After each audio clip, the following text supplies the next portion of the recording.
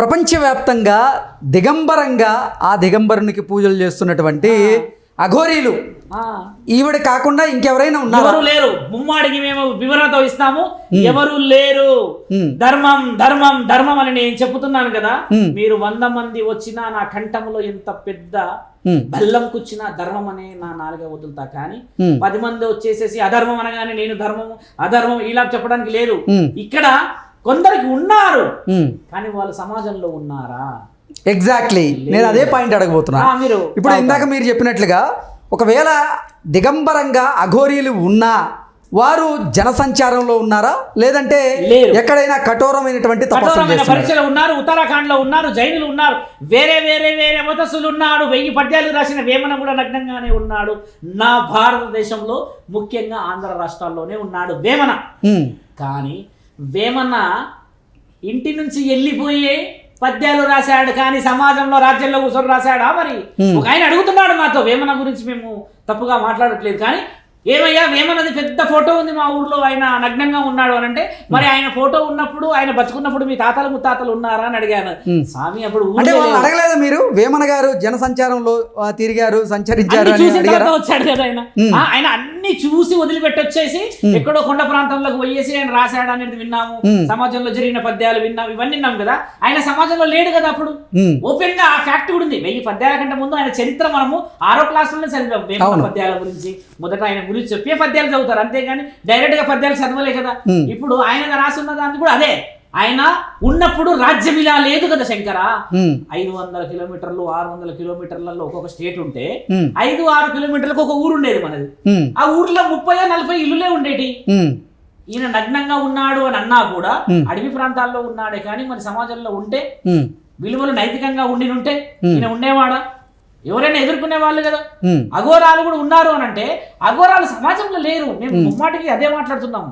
నేను ఇలా ఉంటాను అని అంటే అలా ఉండడానికి మన శాస్త్రం ఒప్పుకోదు. ఎందుకంటే ఈయన నా స్త్రీ ఉంది శంకర, నా ఆడపిల్లలు ఉన్నారు, నా అక్క ఉంది, నా చెల్లి ఉంది, వాళ్ళందరికీ చీరుంది, కట్టుంది, బొట్టుంది, అన్నిటికీ విలిపించి సిగ్గుంది మిత్ర.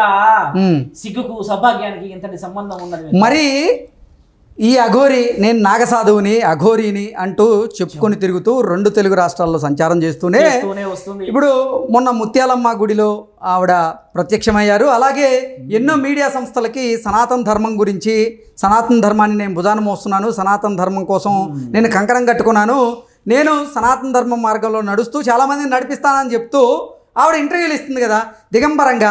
మరి మీరు ఎందుకు ప్రశ్నించలేదు ఆవిడని? ఇప్పటి వరకు ఎందుకు అడ్డుకునేటువంటి ప్రయత్నం చేయలేదు? ప్రశ్నించాలి ప్రశ్న కూడా అడగండి. నేను ఏమైనా ప్రశ్నించలేదు చెప్పండి, అది కూడా చెప్పాలి మీరు. కాదు, ఇప్పుడు దిగంబరంగా మీరు జనసంచారం చేయడం అనేది తప్పు అని మీరే చెప్తున్నారు కదా. మరి ఎందుకు వచ్చింది కదా ఆవిడ? దిగంబరంగానే వెళ్ళిపోయింది కదా ఆవిడ. నిజమైతే హైదరాబాద్ నడిబడ్డన నా తల్లి ఉజ్జయిని మహంకాళి గుడిలో కూర్చోబెట్టి అభిషేకం చేసేవాళ్ళముగా.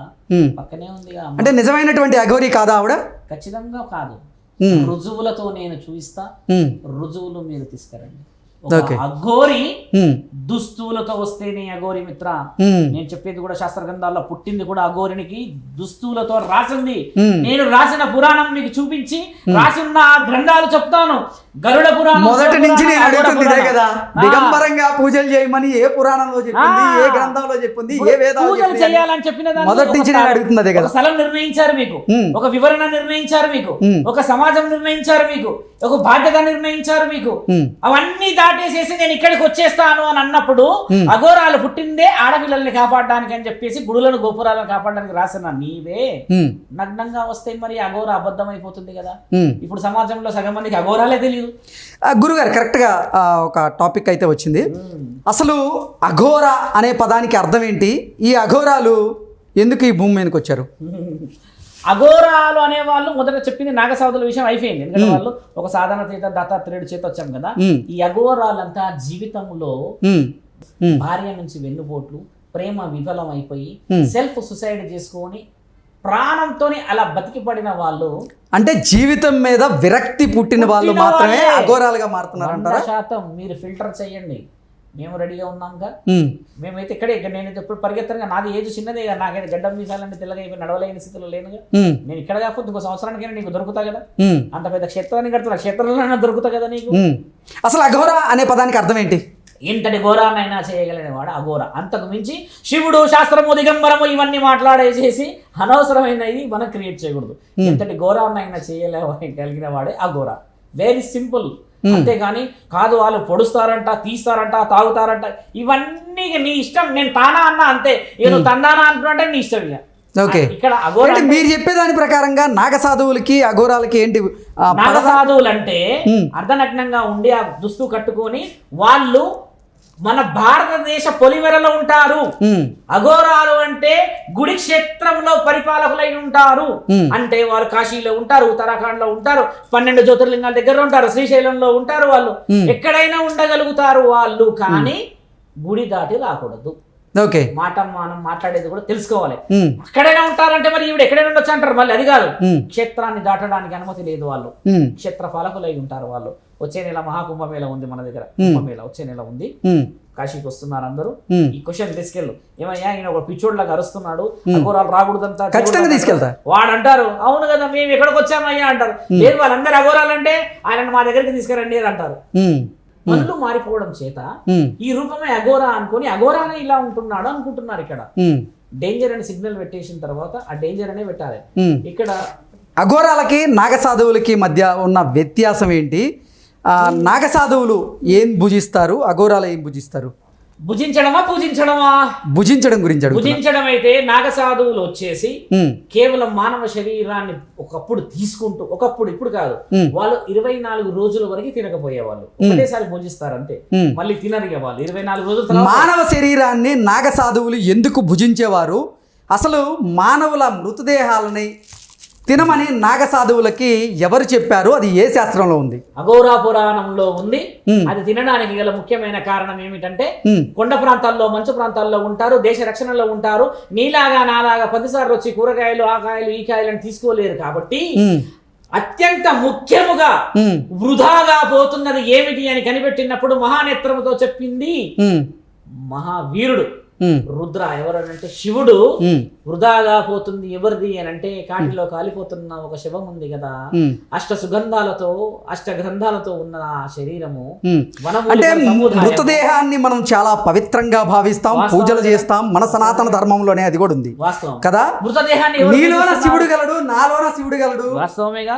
నీ శరీరం దేవాలయం, నా శరీరం దేవాలయం అని చెప్తూ ఉంటాం కదా. మరి మృతదేహాన్ని మీరు అసలు దేనికి పనికిరాదు, అందుకే మేము దాన్ని తింటున్నామని ఎలా చెప్తారు?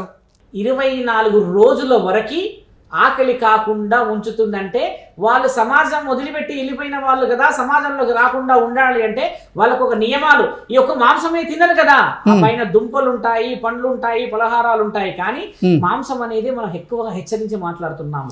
అంటే మాంసం అంటే ఇప్పుడు మాంసం రూపంలో చాలా దొరుకుతున్నాయి. అంటే జంతువుల మాంసం ఉన్నాయి, మా మనుషుల మాంసాన్ని ఎందుకు తింటూ ఉన్నారు? ఇంకొకటి ఏంటంటే 24 రోజులకి మిత్ర, నువ్వు ఏది తిన్నా సరే మనిషి శరీరం నెక్స్ట్ డేకి ఆగి, నీ యొక్క శరీరంలో నువ్వు ఎంత quantity of non vegetarian A food తిన్నా నీకు మళ్ళీ ఆకలి అవుతుంది ఆఫ్టర్ 6 అవర్స్. ఓకే, మృతదేహం నుంచి 200 గ్రాముల మాంసాన్ని తీసి దాన్ని, అంటే పచ్చి మాంసాన్ని తింటారు, కాలిన మాంసమే తింటారు. అలా తిన్న తర్వాత వచ్చిన ఆ మాంసంతో 24 రోజులు డైజెస్టివ్ సిస్టమ్ ఆపగలుగుతారు. ఈ అవయవాలన్నీ బాగుంటాయి, లోపల ఒక డైజెస్టివ్ సిస్టమ్ పనిచేయదు, ఈ నరాలది న్యూరో సిస్టమ్ అంతా ఫ్రీజ్ అయిపోయి ఉంటది, అనుమస్తిష్కము పనిచేయదు, రక్త ప్రసరణ జరగదు, గుండె మాత్రమే పనిచేస్తుంది. కాబట్టి మలమూత్ర విసర్జన జరగదంటారా? మలమూత్ర విసర్జన 24 రోజుల వరకు జరగదు శంకర, స్వీకరించరు. వాళ్ళు ఎందుకు అలా బతుకుతారు? మరి అన్ని సంవత్సరాలు ఎందుకు బతుకున్నారు అని అంటే, ఈ రోజు నీవు నేను గట్టి గట్టిగా అరుచుకుంటున్నాం, కొద్దిగా అయితే భోజనం తింటాం, సాయంత్రం అయితే స్నాక్స్ తింటాం, కాఫీ తింటాం, ఇంకేదో తింటాం కదా, మనం ఫిల్టరైజేషన్ చేస్తున్నాం కదా, అంటే లోపల ఆర్గాన్స్ అన్ని కదులుతున్నాయి కదా. మనకి 60 ఏళ్ళకి ముసలితనం వస్తే వాళ్ళకి 120 ఏళ్ళకి కూడా ముసలితనం ఎందుకు రాదు అని అంటే, ఈ యొక్క లోపల ఆర్గాన్స్ ఎలా అలసిపోతే చర్మ సౌష్ఠవం అలా ఉంటుంది, మన శరీరం అలసిపోవద్దని రాసింది కదా. ఎందుకు అంటే మానవ మాంసాన్ని తింటే మన శరీరం అశుద్ధం అవుతుంది, మనం పూజకు పనికిరాము అంటూ కొంతమంది చెప్తూ ఉంటారు కదా. కానీ మానవ శరీరాన్ని ఎవరు తిన్నారు? పంజాగుట్టలో నీవు నేను తిన్నావా? లేకపోతే అమీర్పేటలో మీ ఫ్రెండ్ నా ఫ్రెండ్ తిన్నాడా? దిగంబరంగా జీవిత లక్ష్యాన్ని వదిలిపెట్టి ఇల్లు, సంసారం, సౌభాగ్యం అంతకు మించి పురుషుడికి అత్యంత ముఖ్యమైనది కామం అని చెప్పి ఇన్ని రోజులు చెప్తున్న దాంట్లో అదే వదులుకున్నవాడు అది తినడం అనేది రుజువు చేయబడిన రాజరికం అంటున్నా మిత్ర. ఆయనకి అర్హత అక్కడ ఉంది, నీకు నాకు అర్హత లేదు, నువ్వు నేను తినే అర్హత లేదు. ఎందుకంటే మన సమాజంలో బిడ్డ అక్క చెల్లి అనే ఈ బాధ్యతలు ఉన్నాం కదా, మనకి అది పని చేయదు కూడా. అంటే భవబంధాలను త్యజించిన వారికి మాత్రమే అర్హత, మానవ మృతదేహాన్ని తినేటువంటి అర్హత ఉంది. ఎందుకు భవబంధాలను వదిలాడు? ఏ శాస్త్రంలో చెప్పింది అది? గరుడ పురాణం. అంత ఓపెన్ గా నీకు చెప్తున్నా కదా. ఎవరు రాశారు గరుడ పురాణం? గరుడ పురాణం రాసింది మహావిష్ణువు కదా. అఘోరా పురాణం ఎవరు రాశారు? అది కూడా అడగండి. అది కూడా అఘోరాలు రాశారు. ఏ అఘోరా రాశారు? అఘోరాలు, అఘోరా కాదు. సరే, ఏ అఘోరాలు? అఘోరాలు అంటే వందల సంవత్సరాల క్రితం ఉన్న ఒక అఘోరా పేరు చెప్పని కాదు. అఘోరా పురాణం అనేది ఇప్పుడు ఎవరు అమలు చేశారు, ఎందుకు రాశారు అడగండి. తినాలడం మొదలు పెట్టండి. గరుడ పురాణం అనేది ఎవరు రాశారు? గరుడ పురాణం నీకు నాకు తెలిసి ఏంది? ఒక మాట చెప్పు. గరుడ పురాణం నీకు నాకు తెలిసి ఏంది మిత్ర? శిక్షల గురించి చెప్తారు. ఆడవాళ్ళు, మగవాళ్ళు, మానవులు ఏదో జరిగిందో దొంగతనం అంటే మనం చేసినటువంటి పాపపు కర్మలు ఏవైతే ఉంటాయో ఆ కర్మానికి సంబంధించి మనం శిక్ష అనుభవించక తప్పదు పైలోకాల్లో అంటూ గరుడ పురాణం. పైలోకాల్లో కాదు మిత్ర, ఇప్పటికి అబద్ధం. అది ఎవరు చెప్పారు? మా దగ్గరికి పిలవండి. గరుడ పురాణంలో శిక్షలు ఇక్కడ ఉన్న శరీరానికి వెయ్యాలని రాశారు. గరుడ పురాణంలో అంటే మానవ జీవితాన్ని ఎత్తిన తర్వాత నువ్వు ఏదైతే పాపపు కర్మలు చేసావో ఆ పాపానికి అంటే ఈ జన్మలోనే శిక్ష అనుభవించక తప్పదా? గరుడ పురాణం ప్రకారంగా ఉన్నది. దాన్ని అమలు చేసిన వాళ్ళు ఎవరు మరి? గరుడ పురాణాన్ని అమలు చేసిన వాళ్ళు ఎవరు మరి? గరుడ పురాణాన్ని అప్లై ఒక వ్యక్తి మానభంగం చేసిన ఒక పురుషుడి మీద, ఒక వ్యక్తి ఇంకేదో చేసిన వాళ్ళ మీద ఇవి ప్రయోగించింది ఎవరు? అఘోరాలు. గరుడ పురాణాన్ని సొసైటీలో అప్లై చేసిన వాళ్ళు అఘోరాలు.